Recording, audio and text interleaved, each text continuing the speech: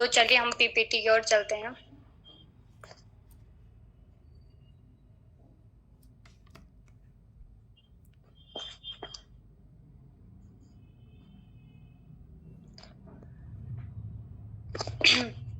तो प्रकरण शुरू करने से पहले मेरा आप सभी से एक प्रश्न है, जिसको उत्तर आएगा वो जवाब दे सकते हैं।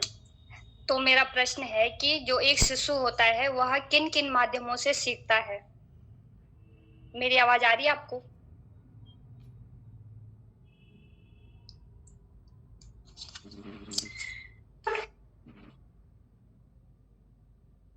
जी, वह अपने सर्वप्रथम अपनी माता पिता से सीखता है। उसके बाद वो अपने वातावरण के अनुसार ही आगे सीखता है। जैसा उसको वातावरण मिलता है वो वैसे ही सीखता जाता है। अच्छा जी, सम्यक। कोई और? वह अपनी ज्ञान इंद्रियों के माध्यम से सीखता है।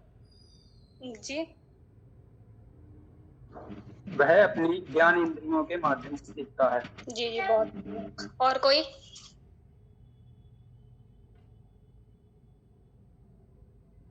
अपने वातावरण के संज्ञान जी, सम्यक। तो ठीक है, जो एक शिशु वह अपने आसपास होने वाली क्रियाओं से सीखता है। हाँ बिल्कुल ठीक है। तो जो एक शिशु होता है, एक बालक होता है, वह अनुकरण के माध्यम से वातावरण के संज्ञान में जब वो आता है तो वह ज्ञान इंद्रियों की मदद से अपने अनुभवों से सीखता है। इसलिए सीखता है कि उसके बुद्धि का जो विकास है वो हो सके। तो ठीक है, जो मेरा आज का प्रकरण है वो है जीन पियाजे के सिद्धांत और उसके शैक्षिक महत्व। तो ठीक है, आज हम प्रकरण शुरू करने से पहले थोड़ा जीन पियाजे के बारे में जान देंगे। जो जीन पियाजे हैं वो एक स्विस मनोवैज्ञानिक हैं, अर्थात वो एक स्विट्जरलैंड के मनोवैज्ञानिक हैं, जिनका जन्म जो है 9 अगस्त 1896 को हुआ था और मृत्यु उनकी 16 सितंबर 1980 को हुई थी। ये प्राणी विज्ञान के विद्वान थे, यानी जूलॉजी के विद्वान थे ये।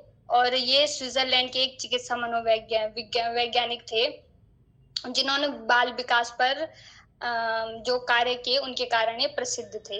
इन्होंने जो प्रयोग किया था वो अपने बच्चों पे किया था। इनकी 3 संतान थी, लॉरेंट, लूसिन और जैकलिन। तो इन्होंने इन्हीं पे वो प्रयोग किया था ताकि ये समझ सके कि बच्चा कैसे कैसे सीखता है और कैसे कैसे उसकी बुद्धि का जो है विकास होता है। तो चलिए, इनका जो सिद्धांत है वो है संज्ञानात्मक विकास सिद्धांत। तो संज्ञानात्मक विकास ये होता है कि जो सोचने और तर्क करने की क्षमता का जो विकास है वही संज्ञानात्मक विकास है। तो इनका जो संज्ञानात्मक विकास सिद्धांत है यह बतलाता है कि एक मानव की जो बुद्धि होती है उसकी प्रकृति का विकास कैसे कैसे होता है।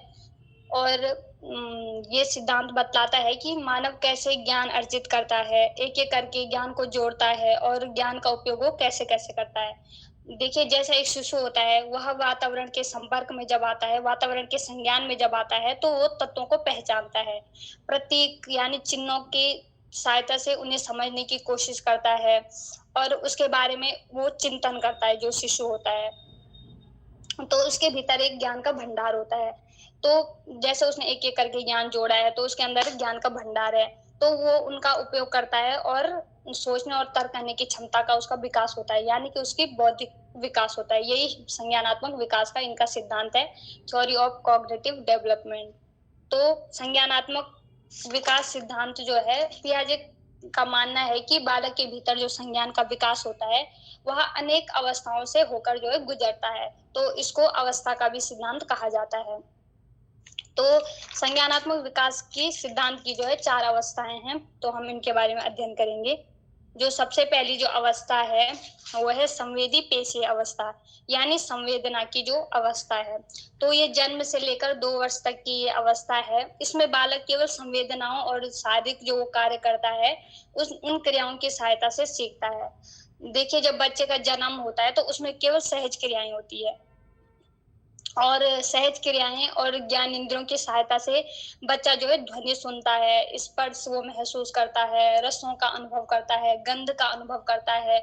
और जब उसके जीवन में ये बार बार होता है, एक छोटे शिशु के जीवन में जो ये बार बार होता है 2 वर्ष तक, तो वह इसकी पुनरावृत्ति से वो वातावरण के संपर्क में आता है और वातावरण की जो विशेषताएं हैं उससे वो परिचित होता है।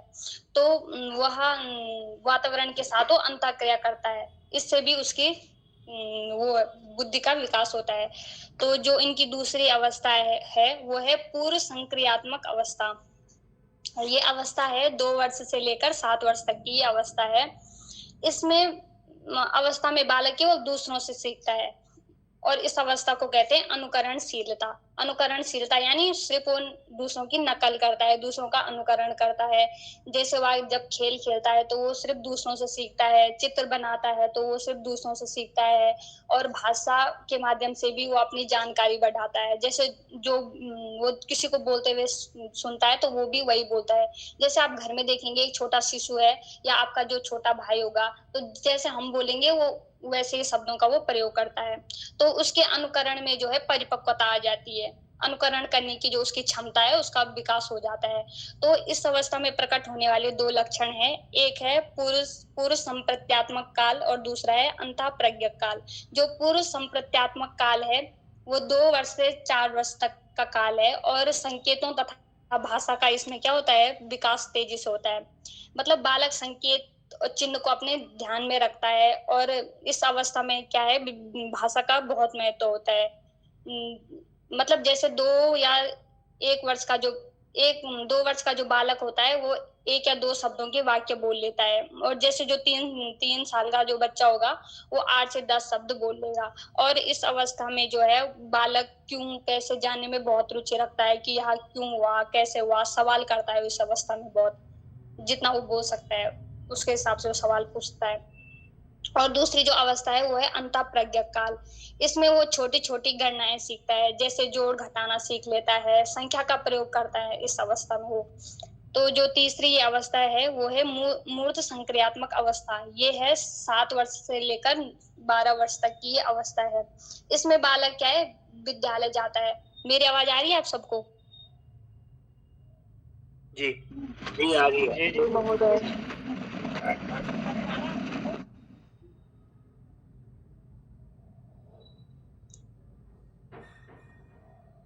ठीक है, तो जो ये तीसरी अवस्था है वो है मूर्त संक्रियात्मक अवस्था। ये अवस्था 7 से 12 साल तक की अवस्था है, और इस अवस्था में क्या है, बालक विद्यालय जाना प्रारंभ कर लेता है।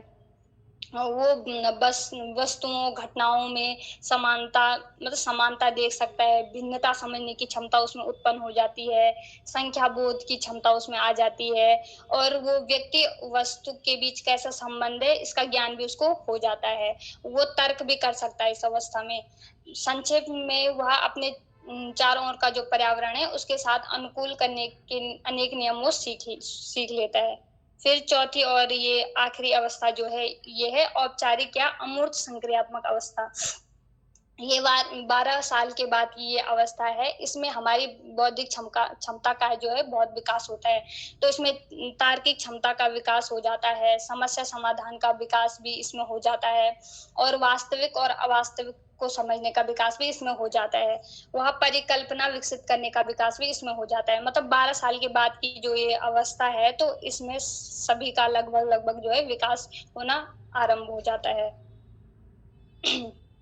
तो संज्ञानात्मक विकास के कुछ और महत्वपूर्ण तथ्य है जो जानने बहुत आवश्यक हैं।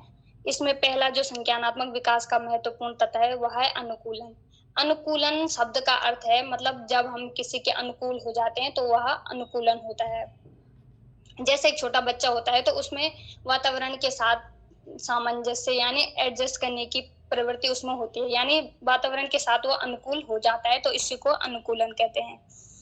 तो अनुकूलन की 2 उप प्रक्रियाएं हैं, पहली है आत्मसात और दूसरी है समायोजन। तो आत्मसातकरण होता है पूर्व ज्ञान को नए ज्ञान के साथ जोड़ना, यह आत्मसातकरण कहलाता है। उदाहरण के लिए हम समझेंगे कि जैसे आपने किसी बच्चे को कुत्ते के बारे में ज्ञान करा दिया कि कुत्ते के 4 टांगे होती है, 1 पूंछ होती है, 2 आंख होती है और कुत्ता काले रंग का होता है।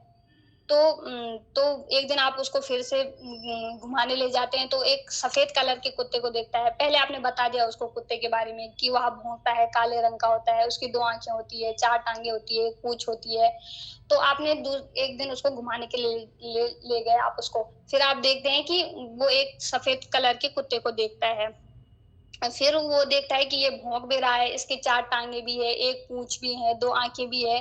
तो अपने जो पुराना उसका ज्ञान है, वो उसको नए ज्ञान के साथ जोड़ता है, तो वो समझ पाता है कि कुत्ता केवल काले कलर का नहीं होता, वो सफ़ेद कलर का भी होता है, बड़ा भी होता है, छोटा भी होता है।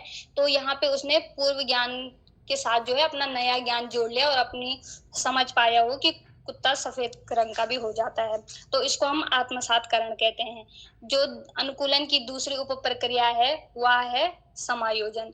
समायोजन में ये होता है कि पूर्व जो हमारा अनुभव है उसमें हम परिवर्तन करते हैं तो वातावरण के साथ हम तालमेल बिठा लेते हैं। जैसे आप उसको एक दिन फिर आप उसको घुमाने ले गए तो एक बिल्ली को देखता है, वह देखता है कि इस बिल्ली की भी क्या है 4 टांगे हैं, 1 पूंछ है, 2 आंख है, पर ये भौंकती नहीं है, ये म्याऊं म्याऊं करती है। तो वो पूर्व जो उसका अनुभव है, जब उसने कुत्ता देखा उसका जो अनुभव है उसमें वो परिवर्तन करता है और वातावरण के साथ तालमेल बिठा लेता है, तो उसको समझ पाता है वो कि ये कुत्ता नहीं है, ये कोई और है। फिर फिर जो संज्ञानात्मक के जो महत्वपूर्ण तथ्य है उनमें एक है साम्य धारण, यानी संतुलन करना। साम्य धारण का सीधा सीधा मतलब है कि संतुलन करना। आत्मसात और समायोजन के बीच जब संतुलन कायम करता है, ये जो पूर्व में जो मैंने आपको अनुकूलन की उप प्रक्रियाएं बताई, आत्मसातकरण और समायोजन, इसके बीच जब वो संतुलन करता है तो वो साम्य धारण होता है। मतलब जब एक बच्चे के सामने समस्या आ गई कि मैं यहाँ पे आत्मसातकरण करूं, यानी पूर्व ज्ञान के साथ मैं नया ज्ञान जोड़ूं, या तो पूर्व अनुभव में मैं परिवर्तन करूं, यानी आत्मसातकरण करूं या समायोजन करूं, तो इन दोनों में जब वो बीच में एक बार असंतुलित हो जाता है तब वो साम्य धारण का प्रयोग करता है, यानी वो संतुलन करता है। तो यही साम्य धारण हो गया। और तीसरा जो महत्वपूर्ण तथ्य है संज्ञानात्मक विकास सिद्धांत का, वो है स्कीमा। स्कीमा यानी हो गया एक योजना। स्कीमा का अर्थ है योजना।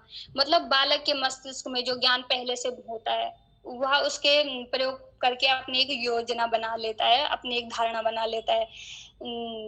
जैसे कि हम देखेंगे कि जैसे हम एक बालक को जो है डॉक्टर के पास ले जाते हैं तो वो सीधे रोने बैठ जाता है। वो समझता है कि मेरे को सुई लगेगी, क्योंकि उसने कहीं या तो देखा होगा या किसी से सुना होगा। तो उसके मन में एक योजना है, उसके मस्तिष्क में एक धारणा है कि मतलब डॉक्टर के पास जाएंगे तो सुई लगेगी, इसलिए वो डर जाता है। यही स्कीमा होता है, यानी वो एक धारणा बना लेता है। देखेंगे पियाजे तथा उनका शिक्षा में जो महत्व है वो देखेंगे।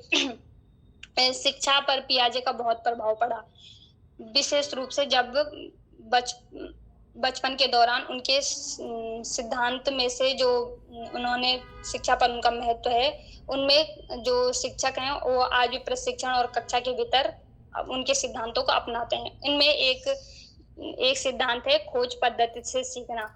बच्चों को सहज रूप से क्रिया करते हुए चीजों को खुद से खोजने के लिए प्रोत्साहित करना। मतलब बच्चों को शिक्षक ऐसी विविध गतिविधियां देते हैं, प्रदान करते हैं जो खोजने को बढ़ावा देती है, जिसमें बच्चा खुद से खोजने के का प्रयास करें, जिसमें कहीं से उतारना नहीं है, कहीं से कुछ सीखना नहीं है, वो खुद से जो है सीखने के लिए प्रोत्साहित हो जाएं। तो इसमें सबसे पहला आ गया कला आ गया। पहेलियां पूछते हैं ताकि वो खुद से उसका जवाब देने की कोशिश करे। मेज वाले खेल हो गए, चीजें बनाने वाले गुट्टे जैसे बिल्डिंग ब्लॉक्स, चित्र के माध्यम से आप देखेंगे तो बच्चों को ऐसी बिल्डिंग ब्लॉक्स दे दिए जाते हैं ताकि वो खुद से उसमें अपनी बौद्धिक क्षमता देख सकें। और नापने के औजार देते हैं, संगीत देते हैं, वाद्य यंत्र, और भी इसके अन्य अन्य उदाहरण हैं। तो ये था आपका आज का संज्ञानात्मक विकास का सिद्धांत।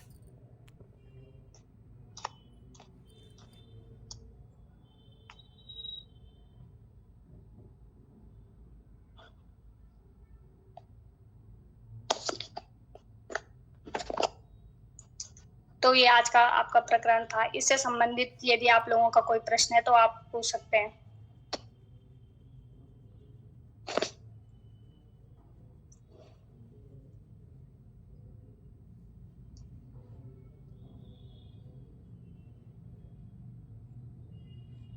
पूछिए यदि किसी का प्रकरण से संबंधित कोई प्रश्न है तो।